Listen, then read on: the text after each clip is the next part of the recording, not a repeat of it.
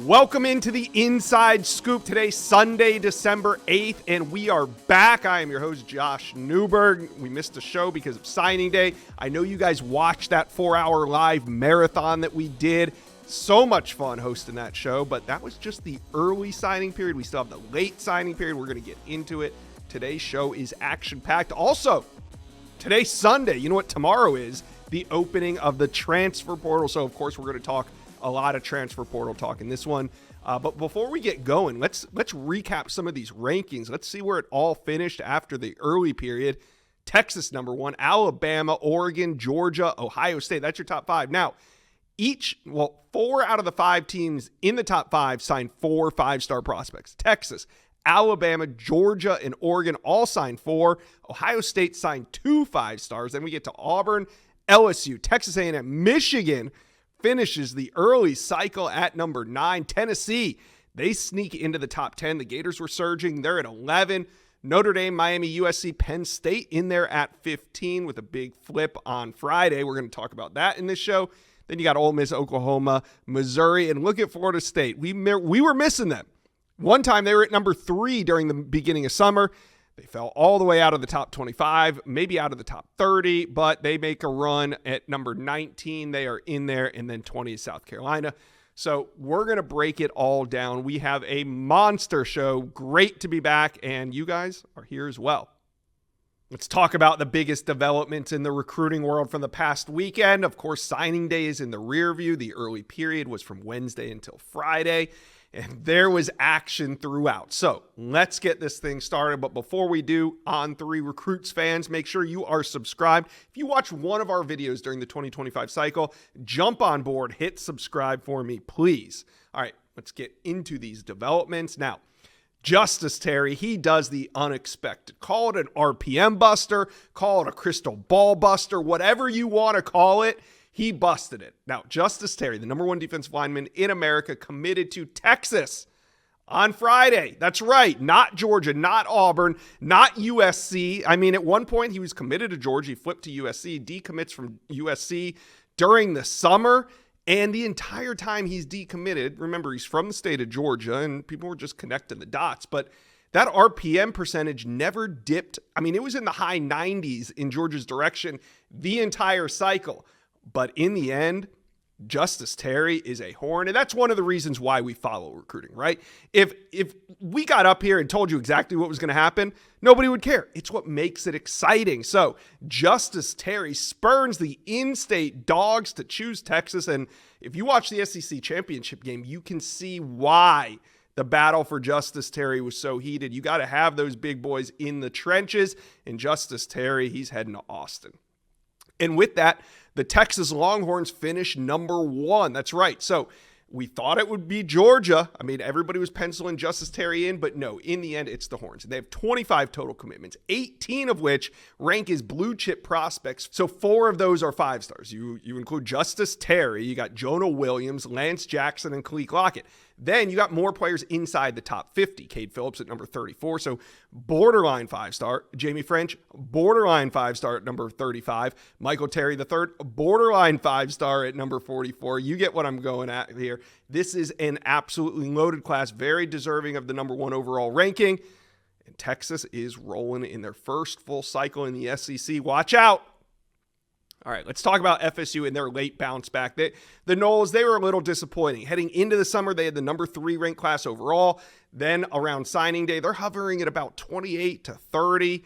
But late flips made this class. Of course, it was key to hold on to defensive lineman Kevin Wynn with Georgia, South Carolina, Texas, among others, all chasing him. That was a big win in itself. But then you look at the commit list after Kevin Wynn, it's all flips at the top. Usman Chroma from Georgia, Jesse Harold. He decommitted from LSU the week before signing day, commits to FSU. Tylon Lee, an edge that flips from Ole Miss. And then, of course, Javon Boggs, the wide receiver that was once committed to Ohio State, flips to UCF. Flips to FSU in the end. So we will see what happens with the Seminoles in 2025, but or 2026, but they finished 2025 with a bang. Now, let's talk about Andrew Olish stunning Michigan. This is one of the big names to announce on Friday. He's an elite pass catcher, and boy, did he keep it close to the vest. You had Michigan feeling good, you had Oregon feeling good, but apparently heading into this thing, Penn State felt better. Now, E.J. Holland of the Wolverine did a little behind-the-scenes reporting. He spoke to Olish about why he flipped to Penn State. Olish told him, he said, honestly, I made my decision around 1 a.m. That was early Friday morning. He slept on it, I guess, for a couple hours. He woke up. It was still Penn State. He made his announcement, shocks everybody, but he is heading to Penn State. And EJ asked him about NIL, and I thought this was an interesting answer because I've kind of been saying this. Olish made it clear that NIL was not a deciding factor in his recruitment. Quote, they were all on the same base. So that's what I was kind of saying. Now that the market has been set position by position, you're not seeing teams, quote unquote, reset the market on every big flip. So when NIL is equal, what does it come back to? Recruiting, like what it always has come back to. Relationships, fit on the team, playing time. It comes back to all those things when, in Alex Olish's case, quote unquote, they were all on the same base. So Alex Olish is a Nittany Lion. Now, let's hit on the last big development of the weekend. Number 1 overall, he's off the board. Zion Ely from St. Francis Academy is On3's number 1 player in America for the 2026 cycle. And we were just getting ready to cover him, but he's off the board. He's committed to Maryland. Now, there is a interview with Zion Ely. I did it about 4 or 5 weeks ago. It's on this channel. You guys can watch it if you want. Great kid. I think he's going to be a great fit. And yes, he's committed to Maryland. You didn't get that wrong. He is committed to Maryland, but don't put it past Mike Locksley for a top player in the DMV. I don't think Ely is just holding a spot either. I think that as long as Mike Locksley is at Maryland, then they have a great shot to sign him. Mike is as DMV as they come, and this is a big commitment for this program, but he's been here before, so make no mistake, Ely is going to be a battle to hold on to throughout the rest of the cycle. I mean, the cycle's barely started. They're going to have to hold on to him for nearly a year, but I think they can do it. I think they can. So you guys talk to me. These were the biggest developments that I saw. What about you guys? What do you think the biggest developments of the weekend were? Let me know. Comment section below. Let's talk some Miami recruiting. Now, the Canes, they finished 13th, but it was a wild cycle. We saw big flips, surprise commits, so just a lot of action in 2025. This video, I got a Zuby Charles from Cane Sport. We're going to go over the big wins, the big losses, and we're going to preview the transfer portal. So, Canes fans, do me a favor, smash that subscribe button for me. All right, let's bring in a Zuby Charles. All right, we'll start with the biggest win. What was the Canes' biggest win this cycle? Yeah, in my opinion, it has to be 4-star linebacker Kellen Wiley out of Tampa Armwood. You lose a guy like Gavin Nix to Oregon late in the cycle, and you lose, another guy in Elijah Melendez to Auburn a little early in the cycle, and you needed to fill that void, and, they did just that with Kellen Wiley. In his recruitment, looked like Texas was really the team to beat kind of down that final stretch, but Miami pulled it out on signing day, landed one of the fastest risers in that 2025 class and keeping a local guy in state. So really, really big win for the Hurricanes on the trail, landing 4-star linebacker Kellen Wiley. Yeah, it was good to see Miami win that recruitment. I mean, I'm not saying this like Miami did this for Kellen Wiley, but Miami was with Kellen Wiley before he was the big name, before Texas and all these others came in. Of course, they came in because he's a great football player, but Miami was there from the beginning, and then it starts trending to Texas, but they come back and they land him. So what do you think was Miami's biggest loss this cycle? Yeah, I definitely got to say the Drake Stubbs loss with him flipping to the Florida Gators in-state program. They battled out early in the year. We saw Miami, take them down up there in Gainesville. And, towards the end of the cycle, the Gators really started picking up traction with Stubbs and a lot of other prospects. And then he completes that flip, a few days before signing day, which was a hard pill to swallow for the Canes. We know how, focused they were to adding more prospects in that secondary, and Drake Stubbs was the number 1 guy in that class. So losing him to the Gators stung pretty bad for the Canes, late in the cycle for sure. All right. So how do you grade Mario's 2025 high school recruiting class? Yeah, I would give this class a B+. I know a lot of people were disappointed that the Hurricanes didn't land that marquee 5-star prospect, the DJ Pickett, the Elijah Griffin, the Dallas Wilson of the world. But I do still see a lot of talent in that 2025 group. Off the top, I want to start with Luke Nichols having a great season, in Georgia and Milton, the number 2 team in the country, leading them to potentially another state title. And just a ton of guys, on both sides of the ball. Gerard Pringle, Bryce Fitzgerald, Chris Ewald, some local guys in the mix. So, Miami didn't land that huge 5-star big wheel. they wanted to, but still a ton of talent headed down to Coral Gables from that 2025 class. Yeah, absolutely. Now we put the recruiting class to bed, at least for high school, and now we turn our attention to the transfer portal. As we tape this, it's Sunday. The portal opens in about 8 hours, and Monday is going to be wild. But let's kind of rewind. What's Miami's expectations here? Do they need a transfer portal quarterback? Are they in the market for another top-end QB similar to Cam Ward? As of right now, I'm saying no. Obviously, things can change, very quickly in a quick, moment with the transfer portal. But they're very, very confident Emory Williams. Last year it was very obvious that Miami needed a quarterback. They went and got Cam Ward. And now, I think Miami's riding with Emory Williams. Like I said, things can change in a heartbeat in this day and age of college football. Right now, I do think they're going to stick out with Emory Williams unless someone comes in that can be a complete game changer in that program. Okay, well, we know Miami has the budget for it. So what are the biggest needs outside of quarterback? What do you think Miami needs to address in the transfer portal? Yeah, the most glaring and obvious position of need right now is definitely in that secondary. This year we saw that was kind of the kryptonite of the Hurricanes on the defensive side of the ball. So I think, defensive back, safety, corner, nickel, all those positions are going to be the biggest needs for the Canes to fill this, transfer portal cycle. And on the opposite side of the ball, wide receiver, you're losing Xavier Restrepo, the top record breaker for the Hurricanes receiving wise, and Jacoby George, who's another top wide receiver. So definitely, I do say in the secondary and in that wide receiver room are going to be two of the biggest kind of needs that Miami needs to fill, in the transfer portal. Yeah, and I want to know, is there any lessons that Miami has learned from past transfer classes? Not to knock Miami. I mean, this whole NIL transfer portal thing is new to everybody, and everybody's learning. So do you expect any differences in their approach or how they, attack the transfer portal this go around? Yeah, I do think Miami will be a little bit more selective with the guys that they bring in. Over the last 3 years, the number of transfer portals they brought in has risen from 11 in 2022 to 15 in 2023 and then 16 in 2024. I can see that number being around 10 to 12 this go around, and then just bringing in guys that they really, really do think that can make an instant impact on the program. I feel like when Mario first got there, the transfer portal was kind of the glue trying to piece together a program. Now that they have the culture established and the players that they want, I think it's just going to be used to boost the program and push them over the top to get them where they want to be. All right, Azubi, Charles, it's going to be a busy week for Miami. This stuff never stops. We just get done with signing day. Now we're in the transfer portal. Miami fans, talk to us. How we feeling heading into the transfer portal? What's your biggest need? Let us know. Comment section below. Let's talk Texas recruiting. Now, the Horns, they finished with the #1 recruiting class in America. Congratulations, because I know Texas fans are sitting there thinking, this guy said the Dogs were going to take it all along, but in the end, I was wrong. Justice Terry to Texas locked it up for the Horns in that #1 spot. I got Justin Wells from inside Texas. We're going to go behind the scenes of that Terry commitment, and we're talking transfer portal. So Texas fans, do me a favor, smash that subscribe button. We're going to get this thing going, but want you to jump on board and hit subscribe. All right, let's bring in Justin Wells from inside Texas. 5-star Justice Terry. How'd they do it?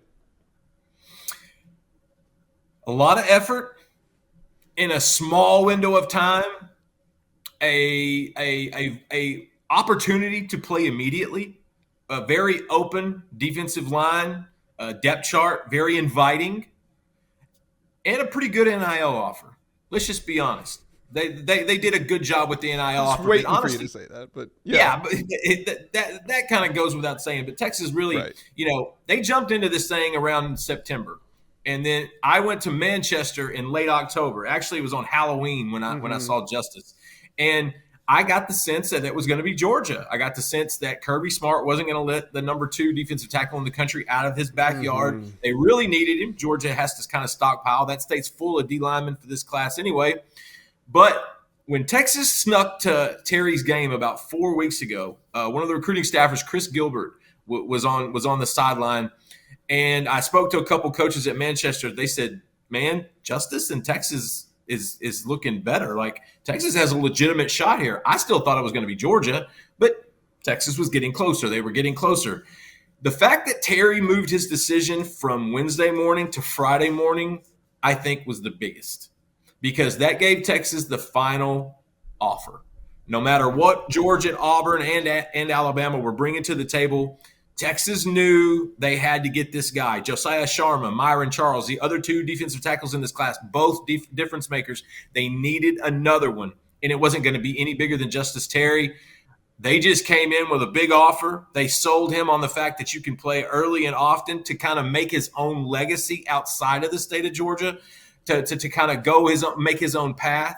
And at the end of the day, when Justice Terry woke up Friday morning, he knew he was going to be a Longhorn. So you hit on it. I mean, you said that playing time is a factor. So besides Justice Terry, who else from this 2025 signing class are you expecting to come in and make an early impact for Texas? That's a great question.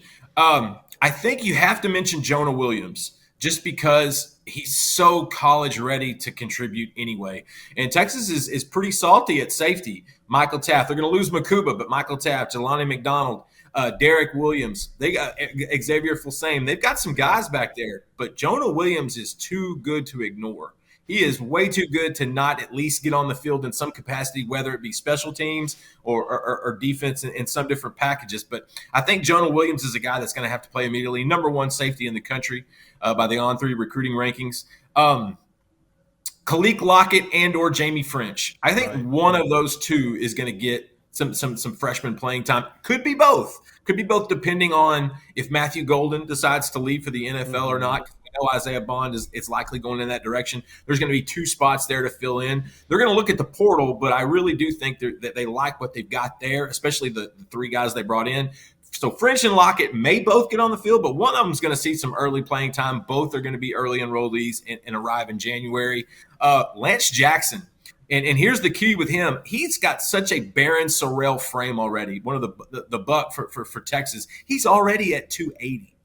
And if he gets any bigger, he's going to be a full-time defensive lineman, and they don't want that. And they've got depth there, but does Trey Moore come back, or does he try his hand in the league? Ethan Burke, does he come back, or does he try his hand in the league? And then you got Colin Simmons, the fabulous freshman, the On3 All-American freshman, true freshman, who's going to be back next year for another run. And so I think Jackson's a guy that could be in the mix to get some early PT. But honestly, I think it's going to come down to the defensive line. I think Josiah Sharma is going to play as a freshman. I think Justice Terry can play as a freshman.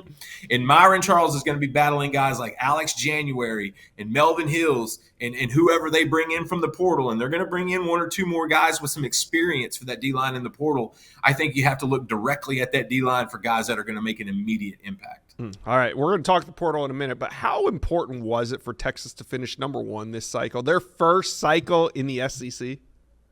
Inside Scoop watchers, we got to talk Prize Picks. You know, I love Prize Picks, and this weekend I cashed in. I had a great time playing the championship weekends. I do second half bets. That's kind of like my thing. I like to watch the first half, see how things are going, and then make my bets at halftime for the second half.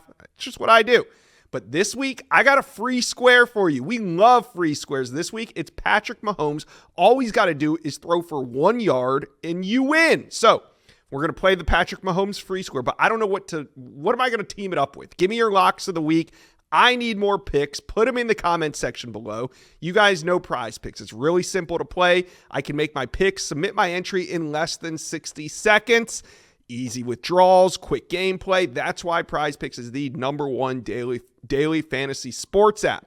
So this is what we're going to do. We're going to go to prizepicks.com/inside scoop. We're going to use promo code inside scoop. When you play $5 in your lineup, whether you win or lose that $5, you're going to have 50 guaranteed after that bet. So let's do this. prizepicks.com/inside scoop, promo code inside scoop. That's Prize Picks, daily fantasy sports made easy. I mean, that was their goal. That was their goal, Josh. I mean, if you talk to anybody inside the program for the last year, they wanted the number one class. And you and I both know that when it comes to rankings, that's not the end-all, be-all. No, but it sure is a strong indicator of future success. Not necessarily in College Station, but particularly most other programs. And for Texas, I think clarifying that. Well, we have to. They signed the best class in the history of the game in 2022, and I think only 9 guys are still on campus from that bunch, and I think only 2 turned into starters. And so that's the outlier. But it should. I mean, if you look at the past national champions, they're all finishing 1, 2, 3, 4, 5 in the recruiting rankings. And so Texas could have finished in the top 5 and been really happy, but they weren't content. And they had to fill holes. And I think that's actually what pushed them to that number one spot, snagging the number one athlete in the country, Michael Terry, late, flipping Cade Phillips 24 hours before signing day from LSU, 5-star, and then grabbing Justice Terry, another 5-star. They were the number one class before Terry inked. And so it was big because Texas wants to make a statement. That's why they joined the conference. That's why they made it to the SEC championship. That's why they took the Bulldogs to overtime. They wanted to make a statement. In doing that, it was going into Georgia's backyard, taking one of the best players in the country.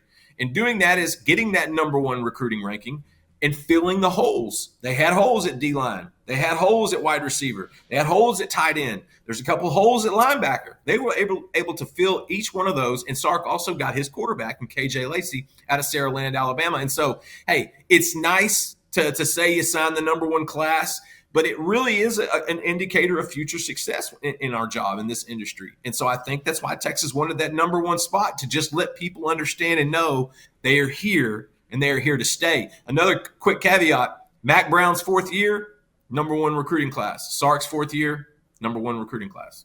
How about that? All right, let's talk portal. Now, the portal, it giveth, and the portal can taketh. So let's start with, who are some of the most important players you think Texas needs to retain that could hit the portal this offseason?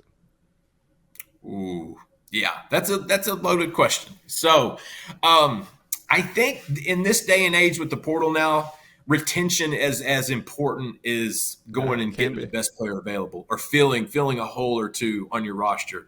Retention is the key there. And I think they have a handful of really good players that want to be in Austin, that want to stay there, but they also want to maximize their value, their NIL of sorts. And so I think if you could just look at a few of the guys that have had really good years this year, I think the goal for Texas, number one, is to retain those guys, is to keep those guys in the mix.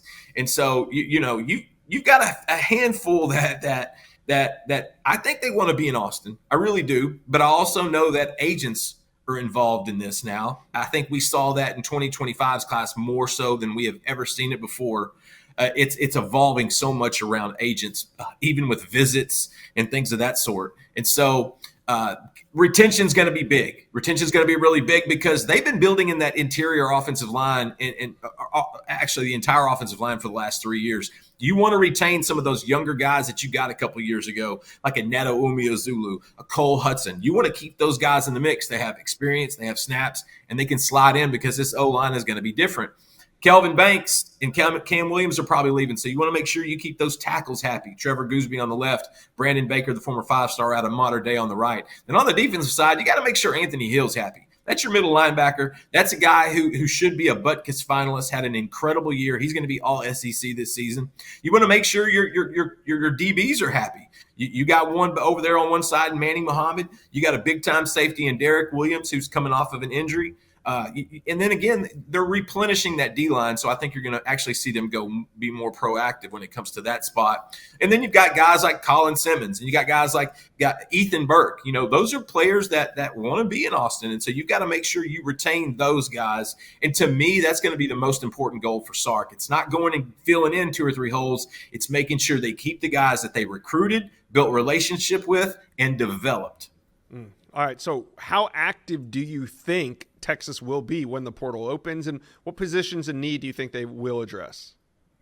I think they're going to be active, but not as much as they were last year. They're still going to probably grab a few. Like Sark has an NFL mindset where they're always churning the bottom of the roster, just like an NFL franchise. I think he picked some of that up probably in his days with the Atlanta Falcons. And that's what he does with the bottom of this. He's done that really well the last 2 years. And what it turns out to be is really good depth. Quality depth that we have learned playing the first year in the SEC, buddy. You need that depth. Right. That's the difference in losing on the road to an unranked team and beating someone in a hostile environment on a Saturday night. It's that depth because there will be injuries. There will be bodies going down. I think Texas might grab an extra offensive tackle for experience. They love what Gooseby and Baker are going to provide. Nobody's going to give them a starting spot, but those are the two guys that are probably next up. But you probably want a tackle that can rotate maybe both sides. So at least you just give them some more experience there because those are two guys that don't have a ton of playing experience. Running back. Here's the thing. They're getting C.J. Baxter back next year. They're going to get Christian Clark back next spring. Okay. But they don't want to get into a position they were last year where they had to go into the portal basically right before the season started and picked up a Velton Gardner. They don't want to be in a position like that. So they've got two good running backs coming in too, and James Simon, who announced his commitment at the On3 Elite Series in Nashville. And then you got Ricky Stewart Jr., one of the most quiet recruits in the class of 2025, that all he does is rack up 300-yard games and 100 touchdown career at Chapel Hill. And so they're going to go for a running back, preferably somebody with some experience, maybe some skins on the wall, just so they don't have to go deeper into walk-ons and into like the portal they had to do last time. On the defensive side, like I said, they're going to grab another one or probably two on the defensive line. If they can get two good ones, and that's the thing I really respect about Sark. Even when there's a few holes here that they have to fill in, they don't just take the best player. It has to be a culture fit. It has to be a fit at many, many levels, because what he's built in Austin right now, you don't want to take a chance on guys that could come in and be a sour apple and mess up the whole bunch. And so he's very judicious when it comes to who those guys they take. But they need at least one, probably two defensive linemen. I wouldn't be surprised if they grab another linebacker. They're going to lose a couple. And look, the future at linebacker is Anthony Hill, Leona Lafau, and Ty Anthony Smith. But get you another guy like a David Benda, who's a fourth-year, fifth-year guy that knows how to plug gaps. It doesn't get caught up in the wash. Right. It'd be a veteran guy at linebacker. At corner, you got Jahdae Barron, who is likely your Thorpe Award winner. He's going into the draft in April. They've got a couple guys coming up, but they might, if there's a chance that a starter, a good starter at cornerback pops up in the portal, I think they're going to look at that. They also love what they have. Kobe Black, Wardell Mack. There's some really good, talented young guys there that they want to develop as well. They're going to bring a guy in like a Gavin Holmes they did 2 years ago, and a Javion Cole, where they don't necessarily start, but they are valuable. They give good minutes. Gavin Holmes had 2 pass breakups yesterday in the SEC championship. He hasn't played that much this year at all. It's valuable depth. And I wouldn't be surprised about tight end if they brought in a veteran. Look, I think Jordan Washington's going to be the starter next year, and I think he's going to be tremendous. He had a really, really good freshman year, really, really good in practice. But they're losing Gunnar Helm the year after they lost Jatavian Sanders. Both those guys are going to be playing on Sundays next year. I think they wouldn't mind grabbing some experience, a veteran guy in that regard. They have a freshman coming in Nick Townsend, who is probably the most college-ready player in this class of 2025 that signed from Spring to Caney. But at the end of the day, I think you could. They're going to be active in the portal, but it won't be as much as they were last. All right, Texas fans, we got to be feeling good heading into the offseason. Number 1 class in America, but the transfer portal opens on Monday. What do you think Texas Longhorns' biggest need is for the portal? Let me know. Comment section below. Let's talk some transfer portal, because the portal, well, it depends on when you're watching this. The portal might be open. It opens Monday at midnight, so very early in the morning. And for this video, I got Pete Nakos, a.k.a. No Sleep Pete, a.k.a. Portal Pete. He's here with me. We're going to get into some of the most exciting developments going down in the transfer portal. So let's get to it. Pete, where do we start? Probably at the quarterback position. Last year, it was loaded. Dylan Gabriel, Cam Ward, Kyle McCord, Will Howard, the list goes on. This year, we're already expecting Miller Moss, Jackson Arnold. But in general, how do you think this QB crop will compare to last year? Yeah, last year's quarterback crop was one of the more talented I think we've ever seen in the transfer portal era, especially when you look at a guy like Cam Ward, who's expected to win the Heisman or in that mix, a finalist is expected. And then you look at this year's class, I mean, a Miller Moss, a Connor Wegman, I mean, those are two known names, right? Connor Wegman, highly touted, but both of those guys have had hiccups in their careers, both at USC and Texas A&M, respectively. Right. And then beyond that, too, Jackson Arnold has also struggled at Oklahoma, right? Another really highly touted guy. And then earlier Sunday night broke the news that the Tulane quarterback, Darian Mensah, is going to go in the portal. He had a standout redshirt freshman season this year for the Green Wave and is one of the more highly touted underclassmen. Mm-hmm. Now, the big domino that is yet to go yet, Josh, is Washington State quarterback John Mateer.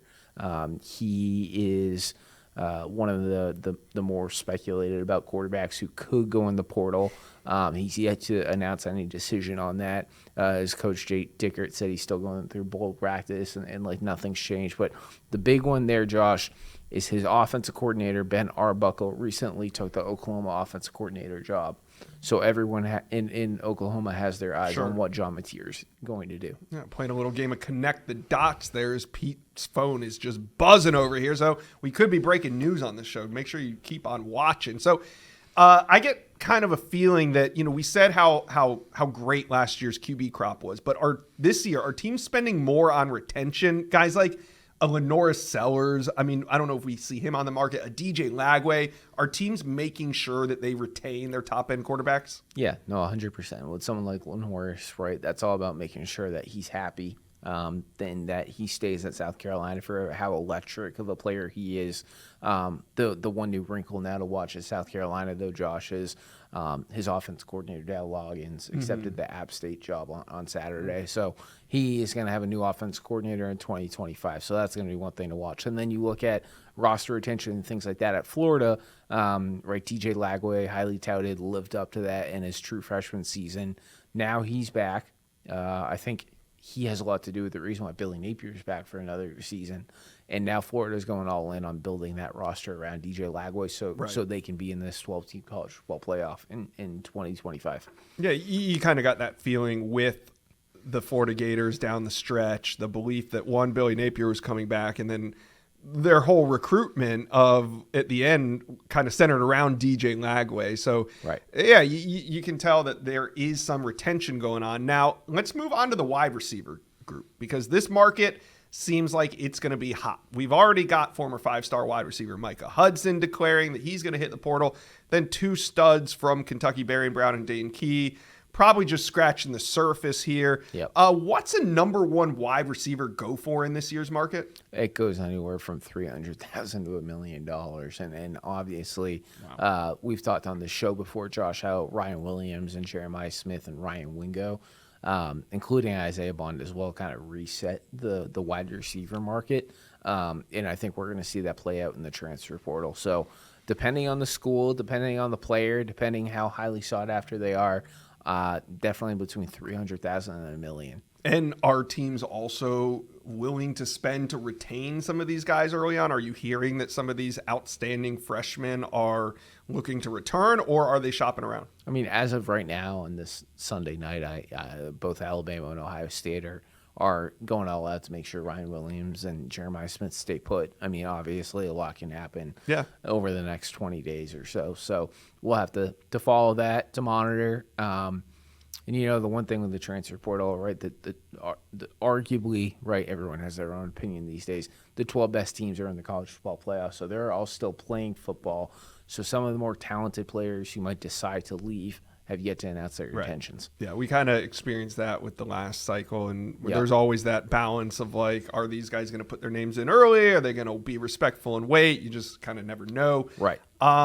It seems like things are about to get crazy. So what teams are you hearing are ready to make the biggest splash this go around in the portal? Yeah, wrote about recently what I think the biggest, most aggressive spenders are going to be. That includes Michigan, who just landed Bryce Underwood, right?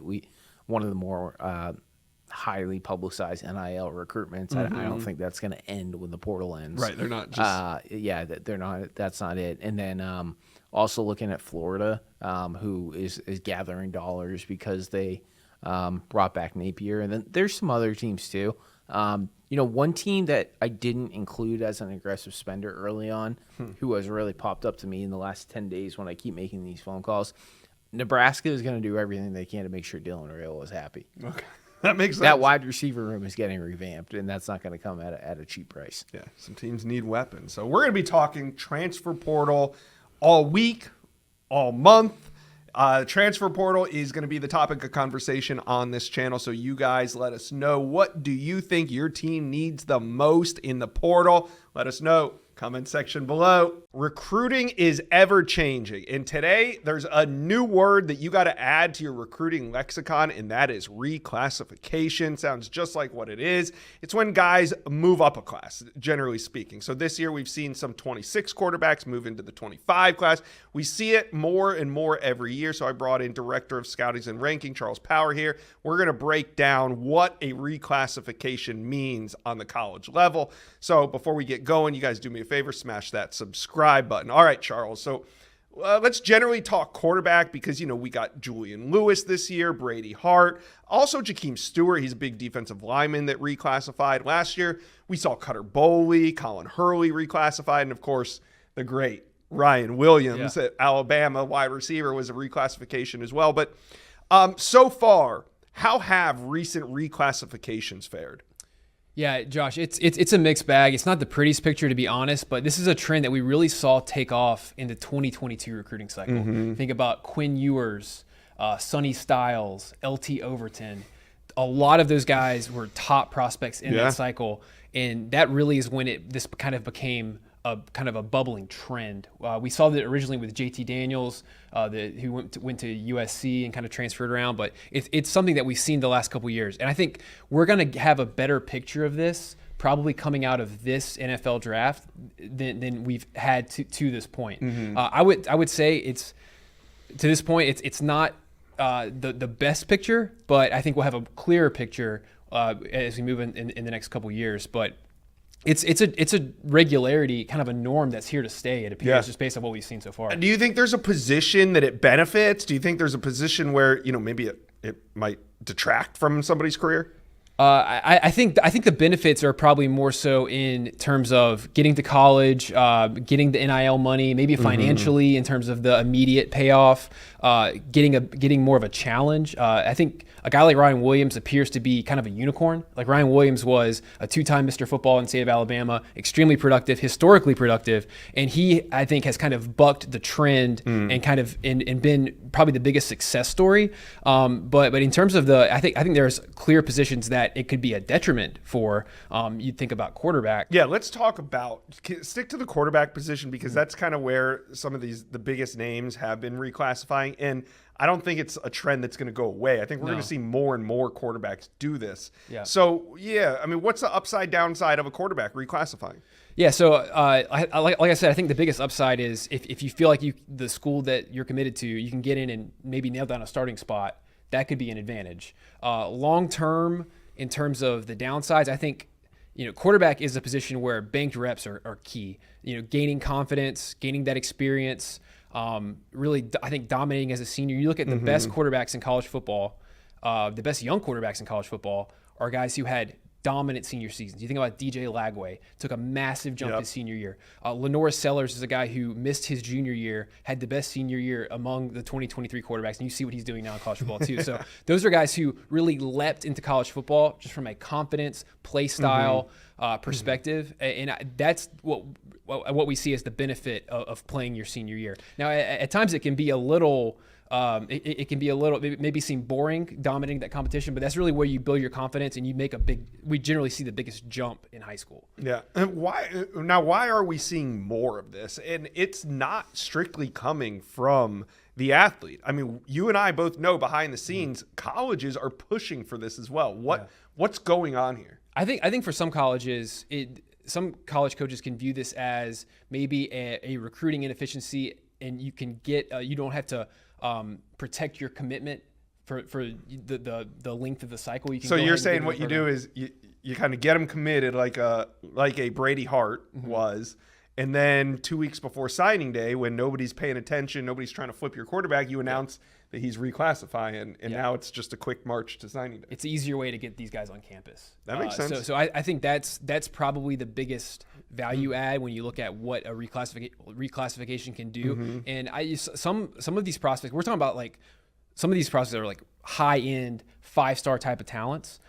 So I think college coaches view it from a talent acquisition perspective as advantageous to get them on campus and perhaps get an impact player on campus without having to fight for them, for a full extra year. Now, granted, I think when you look at the track record of reclassifications, true freshman impacts as reclassifications are pretty rare, with Ryan Williams being a massive exception. Yeah, and we haven't really seen it at the quarterback position, though, have we? No. But we're about to. Yeah. Because you think Julian Lewis is going to walk into a starting job. I would be very surprised if Julian Lewis is not the starter at Colorado. And, All right. and I will say, too, I think when you look at all these situations, we can paint with a broad brush, but all these situations are individual. And Julian Lewis is a guy who has been hyper productive. He's basically played almost a full high school career in 3 seasons at Carrollton, Georgia. I mean, if he stopped right now, he would have kind of like a top 10 type of record season in terms of his production in the state of Georgia's history. And we've seen 5-star quarter. I mean, last year, Luke Kromenhoek, who we were really high on, he only started his senior year. So, yeah, Luke Kromenhoek starting games for Florida State, started against Florida this year as a true freshman.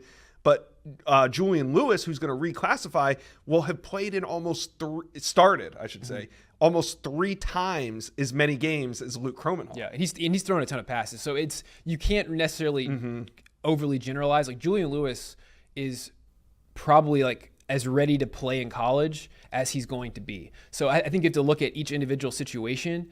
But I think what he's done at Carrollton in Georgia, I think it can stand alone. He doesn't need to, he's not gonna I'm not sure that we'll see him have the benefit of playing a senior year like we do a normal quarterback prospect. The reps and starts are there. He's just bypassing 1 year. All right. You guys, let us know what you think. What do you think of reclassifications? Are they a good thing? Are they a bad thing? Do you got any reclassifications on your team? Let us know. Comment section below.